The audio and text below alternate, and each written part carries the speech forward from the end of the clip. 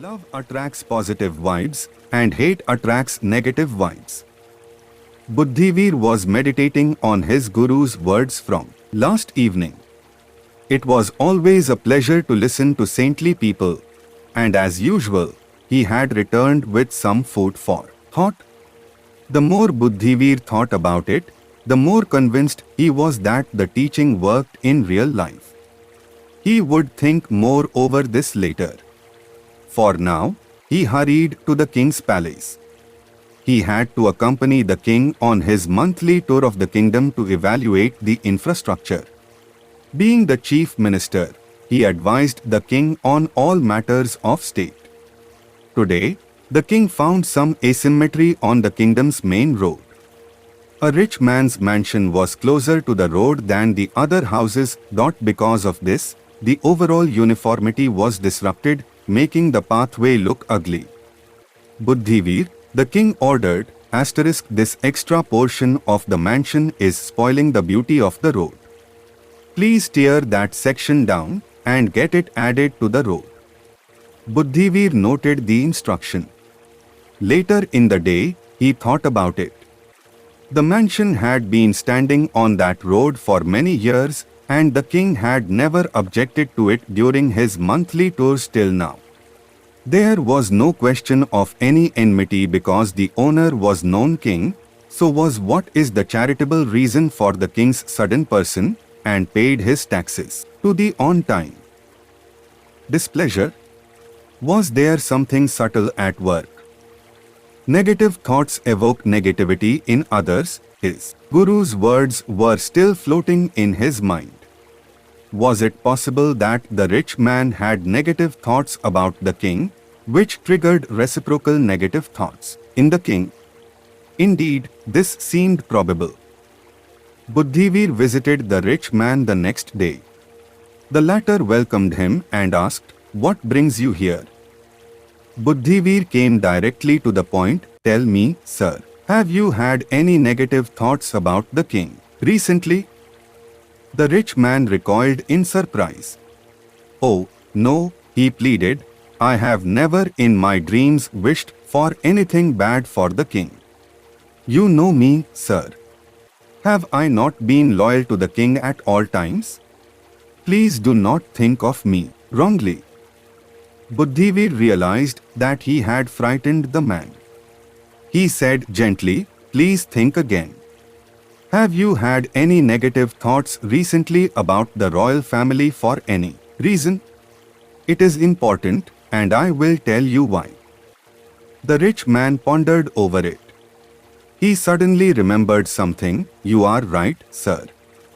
I did have a fleeting thought." The man was too embarrassed to speak about it. He lowered his head in shame. "Go on, tell me," Buddhivir encouraged him.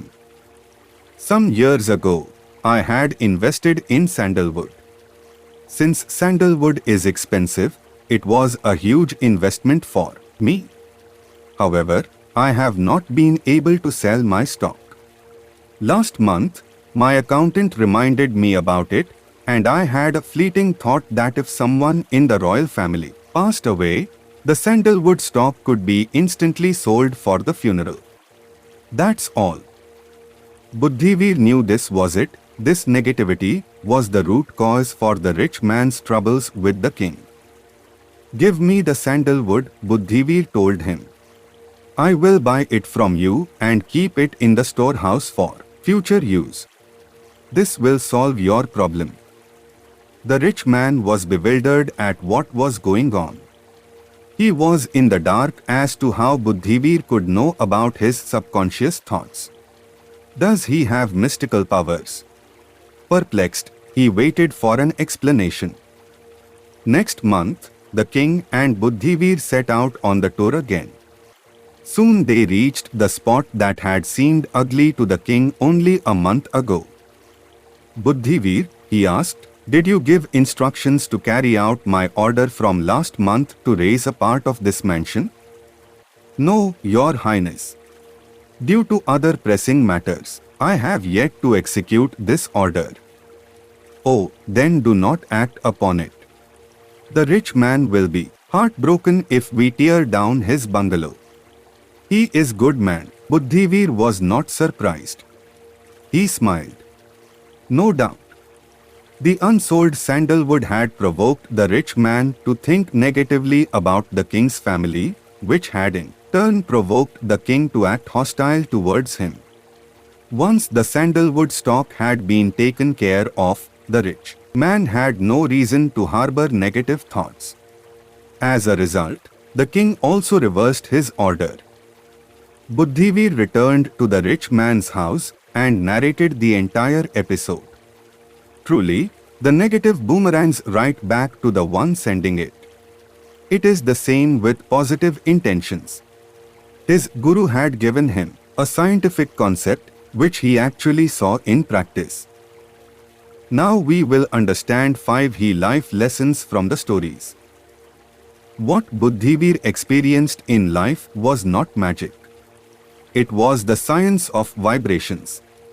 Have you ever experienced an intense negative energy upon entering a room where an angry person is present?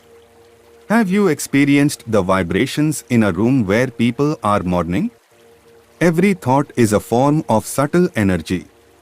We know that one should be careful of what one speaks, but seldom do we realize that one should be careful of what one thinks too. While your thoughts are private, their impact is not necessarily experienced privately. Even if people don't hear your thoughts, they can subconsciously perceive it. When seen from this perspective, the quality of your relationships depends upon the quality of your thoughts. If you filter in only positive thoughts, you welcome positive relationships in life. As you sow your thoughts, so shall you reap. Thank you. Request you to subscribe, like and share.